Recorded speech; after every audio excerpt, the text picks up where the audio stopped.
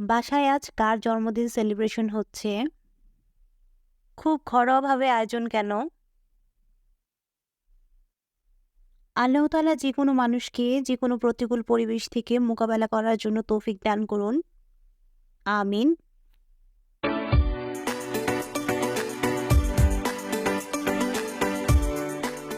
Hello viewers, আসসালামু আলাইকুম। Welcome to my new blog. আজকের ভিডিও ক্লিপগুলো জানুয়ারির ৯ তারিখের করা। এই দিনটা আমার মেয়ের শুভ জন্মদিন। আল্লাহ তাআলার অশেষ রহমতে আমার মেয়ে আজকে ৪ বছরে পা দিল। ভয়েসটা দিচ্ছি আসলে পরে, ভিডিও টাইমটাতে ভয়েস দিইনি। ভিডিওটা যেদিন শ্যুট করেছিলাম সেদিন ভিডিও শ্যুট করার মোটেও ইচ্ছা ছিল না। আমাদের ধর্মে যেহেতু জন্মদিন উদযাপন করাটা নিষিদ্ধ, তারপরও বাচ্চারা আসলে খুব বেশি পরিমাণে এই জিনিসগুলো পছন্দ করে। তো চেয়েছিলাম আরেকটু বড় করে এবং কয়েকজন মানুষজন বলে তারপরে ওর বার্থডেটা সেলিব্রেশন করব। কিন্তু আসলে পরবর্তীতে এই জিনিসটা আর হয়ে ওঠেনি। সুস্থতা আল্লাহ তাআলার অশেষ রহমত এবং নিয়ামতের একটা জিনিস। নতুন বছরের শুরুর দিকেই আমার মেয়ে একটু অসুস্থ হয়ে পড়েছিল, ওর বার্থডের বেশ কিছুদিন আগে থেকেই। তো এটা নিয়ে আমরা অনেক টেনশনে ছিলাম এবং যথেষ্ট মানসিক একটা যন্ত্রণায় ছিলাম। তাই ওইভাবে আমাদের আসলে ওর বার্থডেটা করার মতো কোনো মন মানসিকতা ছিল না। তারপরও মেয়ে বলছিল বারবার যে, "মা, আমার বার্থডে এসে গেল, আমার জন্য কি করবে?" বাচ্চাকে আসলে সিরিয়াস বিষয়গুলো বলা ঠিক না এবং বললেও ওরা বুঝবে না।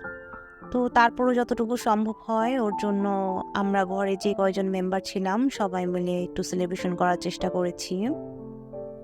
বার্থডের পরের দিনই আমি চলে গিয়েছিলাম ময়মনসিংহে মেয়েকে ডাক্তার দেখানোর জন্য। এখানে টাঙ্গাইলে একজন শিশু বিশেষজ্ঞকে দেখিয়েছিলাম। তো উনারকে দেখানোর পরে আমার খুব একটা বেশি ভালো মনে হয়নি এবং খুব ভালো একটা রেসপন্স পাইনি। তো আজকে যেহেতু ৯ তারিখ ছিল, তো তারপরের দিন ১০ তারিখে আমি ময়মনসিংহ চলে গিয়েছি। তাই খুব বেশি একটা আয়োজনও করিনি, যেহেতু পরের দিন ভোরবেলায় চলে যাব। আমার বাসায় পুরনো কিছু ডেকোরেশনের জিনিস ছিল। প্রতিবার ওর জন্মদিনেই কিছু না কিছু সাজানো হয় এবং সেগুলো আমি রেখে দেই। এতে করে হয় কি, প্রতি বছর আসলে বেশি বেশি করে ডেকোরেশনের জিনিস কিনতে হয় না। প্রতিবার অল্প অল্প করে কিনলেই সেগুলো দিয়ে কাজ চালিয়ে নেওয়া যায়। আমি যেহেতু খুব বেশি একটা সময় পাই না, তাই দেখা যায় যে যেকোনো অকেশনের প্রায় ২০ দিন বা ১ মাস আগের থেকে আমাকে প্ল্যানিং করে রাখতে হয় এবং ওই অনুযায়ী কেনাকাটা করতে হয়। তো তাই জিনিসগুলো আসলে অনেকদিন আগেই কিনে ফেলেছিলাম। মেয়ের জন্য একটা ক্যান্ডি নিয়েছিলাম, সাথে নিয়েছিলাম ম্যালো ডেকোরেশনের জন্য। আর ক্যান্ডেল নিয়েছিলাম আর সেই সাথে চামচের সেট নিয়েছিলাম। আমার ঘরে যে চামচের সেটগুলো ছিল সেগুলো সবগুলো পুরনো হয়ে গেছে। তো অনেকদিন ধরে ভাবছিলাম নতুন চামচ কিনবো। তো তারপর একটা সুপার শপে গিয়েছিলাম, ওইখানে পছন্দ হয়ে গেল আর এগুলো নিয়ে আসলাম। চিন্তা করেছিলাম যেহেতু গেস্টের দাওয়াত দিব, সেই ক্ষেত্রে প্ল্যানিং ছিল যে একটু স্যুপ রান্না করব। তাই কিছু স্যুপের চামচ কিনেছি এবং কিছু কাঁটা চামচ এবং চা চামচও কিনেছিলাম। আমার মেয়ের প্রথম জন্মদিনে ডেকোরেশনের জন্য অনেক জিনিস কেনা আছে, সেগুলো এখনো আমি সংরক্ষণ করে রেখে দিয়েছি। তো সেক্ষেত্রে ওই জিনিসগুলো এখনো অনেকটাই রয়ে গেছে এবং সেগুলো দিয়ে প্রতিবার একটু একটু করে সাজানোর চেষ্টা করি। ওর প্রথম জন্মদিনের কিছু মেমোরি আপনাদের সাথে শেয়ার করছি।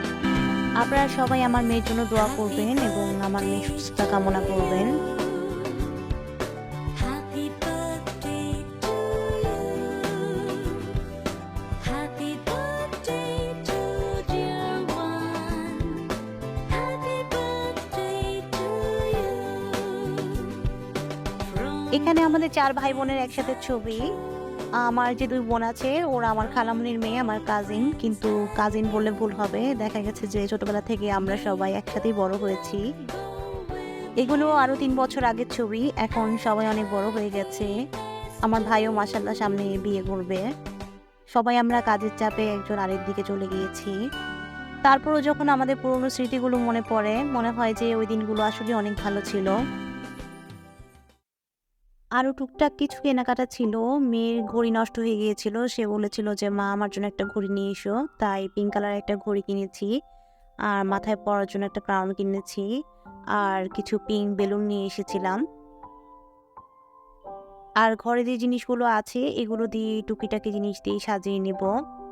আর বেশি কিছু কিনিনি।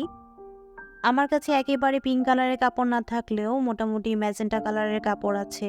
তো এই নেট কাপড়গুলো দিয়ে কিছু একটা করে নিব। আর সেই সাথে গতবারের হ্যাপি বার্থডে লেখা কার্ডগুলো রয়েছে, এগুলো দিয়ে ডেকোরেশন করব। যদিও এই কালারগুলো ইয়েলো কালার, তারপর নতুন করে কেনার আমি আসলে প্রয়োজন মনে করছি না, যেহেতু জিনিসগুলো ঠিকই আছে। সবগুলো একসাথে দিয়ে কম্বাইনভাবে সাজালে ভালোই লাগবে। আপনারা যারা আমার চ্যানেলটিকে ভালোবাসেন এবং ভিডিওগুলো দেখতে পছন্দ করেন, তারা প্লিজ আমার চ্যানেলটিকে সাবস্ক্রাইব করবেন। আর সেই সাথে আমার মেয়ে সুস্থতার জন্য অবশ্যই দোয়া করবেন। এই যে এখানে কিছু পুরনো প্রজাপতির পাখা আছে, সে প্রতিবার বার্থডেতে একটা করে পাখা কিনে। তো ফার্স্টে স্কাই কালারটা তার ফার্স্ট বার্থডে ছিল এবং সেকেন্ড বার্থডেতে এই ম্যাজেন্টা কালারের ছিল। আর থার্ড বার্থডেতে ইয়েলো কালার থিম ছিল তার, যদিও সেবার কোনো পাখা কিনে দিইনি। তো এবার বলছিল যে মা আমাকে একটা পাখা কিনে দিতে হবে। এখানে যে পুরোনো আগের যে স্টিকগুলো ছিল সেগুলো থেকে স্টিকারগুলো খুলে আমি নতুন করে যে বাটারফ্লাই ছিল সেগুলো আঠা দিয়ে লাগিয়ে দিয়েছি এবং নিচে নেট কাপড় যে ছিল ওই নেট কাপড় দিয়ে একটু আটকে দিয়েছি। ডাইনিং স্পেসে ডেকোরেশনটা করে নিব। বার্থডে ডেকোরেশন আমি বার্থডের আগের দিন রাতে কিছুটা করে রেখেছিলাম, যেহেতু 9 তারিখ একটা ওয়ার্কিং ডে ছিল, সেহেতু ওই দিন আসলে করা পসিবল ছিল না। তাই আগে থেকে আমি কিছু কাজ গুছিয়ে রেখেছিলাম। আমার কাছে 2 পার্টের নেট কাপড় ছিল, তো ওই কাপড়টাই টেবিলের উপর বিছিয়ে নিব। আমার টেবিলটা যথেষ্ট বড়, তাই মাঝখান বরাবর আমি সেফটি পিন দিয়ে কাপড় দুটো আটকে রেখেছি। এখন যে স্টিকগুলো বাটারফ্লাই স্টিকগুলো রেডি করেছিলাম সেগুলো টেবিলে দিয়ে দিচ্ছি। আমার কাছে সাসলিকের কিছু স্টিক আছে, তো এই স্টিকগুলো ডেকোরেশনের জন্য ব্যবহার করব। আর কিছু কার্ড ছিল, সেই কার্ডের হ্যাপি বার্থডে হ্যাপি পার্টি লেখা অংশগুলো ওই স্টিকের ভিতর দিয়ে লাগিয়ে নিচ্ছি। The next day. পরের দিনের ভিডিও এটি। আজকে আমার মেয়ের শুভ জন্মদিন। তো আল্লাহ তাআলার অশেষ রহমতে এই দিনটা আমার জন্য খুব কষ্টকর একটা সুখের দিন বলা চলে। আজকে থেকে 4 বছর আগের এই দিনটাতে খুব কষ্ট করে আমার মেয়েকে আমি পৃথিবীতে এনেছিলাম। আপনারা সবাই আমার মেয়ের জন্য দোয়া করবেন, সে যেন মানুষের মতো মানুষ হয় এবং বাবা মার স্বপ্ন পূরণ করে এবং সেই সাথে একজন ভালো মানুষ হিসেবে মানুষের এবং সমাজের কল্যাণের পাশে থাকতে পারে। বিকালে আমার মেয়েকে ছাদে নিয়ে গিয়েছিলাম, সে এই জামাটা পরে পরি সেজে সে ছাদে কিছুক্ষণ নাচবে এবং ছবি তুলবে। তো এই তো সে এখানে এসে খেলাধুলা শুরু করছে। বাহিরে যেহেতু শীত আছে, বাতাসও আছে প্রচুর, তাকে বেশি করে রাখিনি, তারপরও যথেষ্ট সময় এসেছিল ছাদের।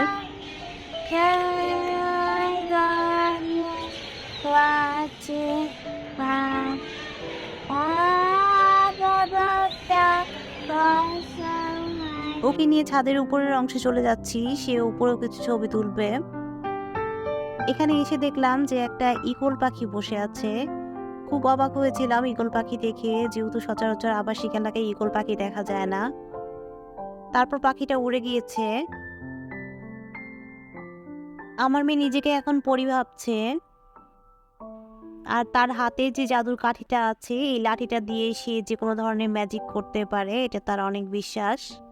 ও যখন আমাদেরকে ম্যাজিক করে তখন আমরা ওর সাথে এমন আচরণ করি যে আমরা ওর ম্যাজিকে চেঞ্জ হয়ে যাচ্ছি। সে এটা দেখে অনেক খুশি হয়। সন্ধ্যা প্রায় হয়ে আসছে, আমার মেয়েকে বলছি চলো মা চলে যাই, কিন্তু ওর খেলাধুলা শেষ হচ্ছে না। ছাদে দেখলাম কেউ বেগুন গাছ লাগিয়েছে, ছোট ছোট বেগুন হয়েছে, দেখতে ভালোই লাগছে। কোনো এক ভাবে হয়তো পেঁয়াজ পাতা খাওয়ার জন্য পেঁয়াজগুলো পুঁতে দিয়েছিল, তো সুন্দর পেঁয়াজ পাতা হয়েছে। আর এইদিকে এই যে ঈগল পাখিটা এখান থেকে উড়ে গেল, আমাদের ছাদেই ছিল এতক্ষণ, আমি খেয়াল করিনি। বাসায় চলে এসে পড়েছি, তো এসে দেখি যে আম্মু কিছু বেলুন ফুলিয়ে রেখেছে আমাকে সাহায্য করার জন্য। আগের জন্মদিনের যে পুরোনো বাটারফ্লাইটা ছিল সেটাকে আমি কাজে লাগিয়েছি, এখানে বসিয়ে দিয়েছি। আর সেই সাথে কিছু মরিচ বাতি ছিল, সেগুলো অ্যাড করে দিয়েছি। এখন টেবিলটাকে ডেকোরেশন করে নিচ্ছি। কিছু লাড্ডু ছিল ঘরে, সেগুলোকে টেবিলে দিয়ে দিচ্ছি। লাড্ডুর উপরে সেই সাতলিকের যে স্টিকগুলো ছিল সেগুলো দিয়ে দিচ্ছি। আর যে ম্যালোগুলো সুপার শপ থেকে নিয়ে এসেছিলাম ওগুলো সাসলিক স্টিকের ভিতর ভরে সেগুলো টেবিলে ডেকোরেশনের জন্য দিয়ে দিয়েছি।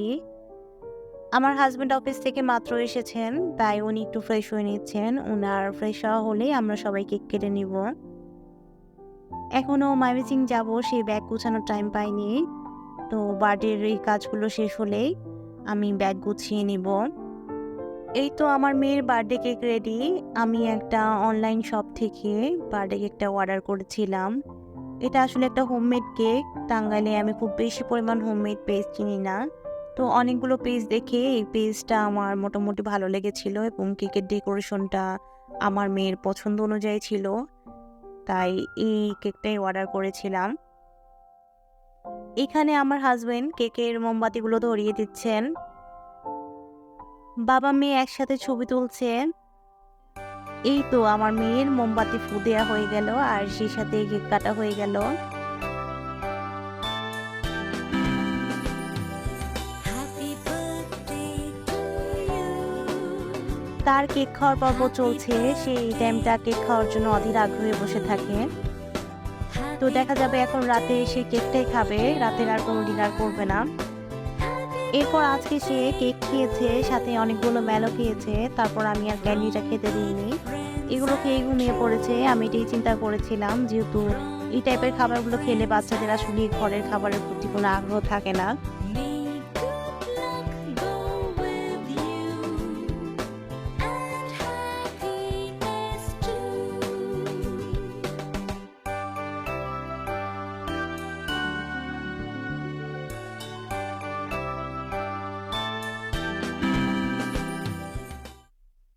আমার সাধারণত ফন্ডেন্ট কেকগুলো খুব একটা ভালো লাগে না। আমি সাধারণত এই টাইপের স্টিকার বা আর্টিফিশিয়াল কাজগুলোই পছন্দ করি। কারণ কেকের ভিতরে ফন্ডেন্ট দিলে হয় কি, ওই অংশগুলো ইউজ করা যায় না বা খাওয়া যাচ্ছে না। কিন্তু ফন্ডেন্টের ডেকোরেশনগুলো সুন্দর লাগে, কিন্তু আসলে খাওয়ার উপযোগী আমার কাছে মনে হয় না। তাই আমি সাধারণত স্টিকার বা আর্টিফিশিয়াল ডিজাইন করা কেকগুলো নিতে পছন্দ করি। এগুলো আপনি ইজিলি খুব সহজেই ফেলে দিতে পারবেন এবং কেকটাও বেশ ভালো থাকবে খাওয়ার জন্য। আর কেকের ক্ষেত্রে সাধারণত আমি হোমমেড কেকগুলো নিতে বেশি প্রিফার করি, কারণ এগুলো যথেষ্ট হাইজিনিক হয়। আর বেকারি কেকগুলো সাধারণত খুব একটা ভালো পরিবেশে বানানো হয় না। এই তো এখন সবাই কেক খাচ্ছে। আমার হাজবেন্ড বিকালে আসার পর নাস্তা করেনি, তো উনি কেক কাটার পরে এক পিস নিয়ে নিয়েছেন হাতে, বলতেছে প্রিশে আর দিতে হবে না, হাতে দিয়ে দাও, আমি খেয়ে ফেলি। তো পিরিশে দিয়েছিলাম, পিরিশ থেকে নিয়ে নিয়ে সে হাতে নিয়ে খাওয়া শুরু করেছে, চামিচ আর ব্যবহার করেইনি। আজকের ভিডিওটা এখানেই শেষ করব। আল্লাহ তাআলা সবাইকে নেক হায়াত দান করুন এবং সেই সাথে সকলকে সুস্থতা দান করুন। আজকের মতো এখানে বিদায় নিচ্ছি। আল্লাহ হাফেজ। আসসালামু আলাইকুম।